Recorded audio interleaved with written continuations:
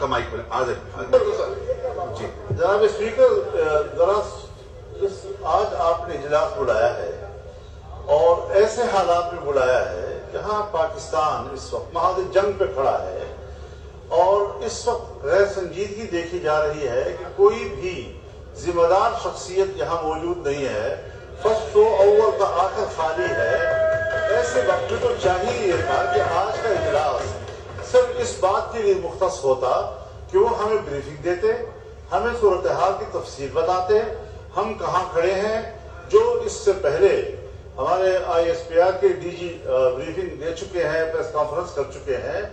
ایوان کو ذرا براہ راست وہ مطلع کیا جاتا اس ساری صورتحال سے۔ اس مشکل وقت میں بھی ہمارے ایوان میں میرے خیال میں نہ تو کوئی سنجیدگی ہے، نہ حکومت اس کی طرف کوئی توجہ دے رہی ہے، اور نہ ہمارے ملک کی اس مخصوص حالات کا کوئی سنجیدگی سے نوٹس لے رہی ہے۔ ہم تو آج ایک خاص سوچ کے ساتھ آئے تھے، ایک خاص جذبے کے ساتھ آئے تھے، ہم نے ڈسکس کرنا تھا اس ساری صورتحال کو، لیکن کس کو سنائیں، کس کو سنائیں آخر؟ تو اس لیے میں کم از کم ایوان سے جانا چاہتا ہوں اور اس ایوان کا مزید حصہ نہیں بننا چاہتا۔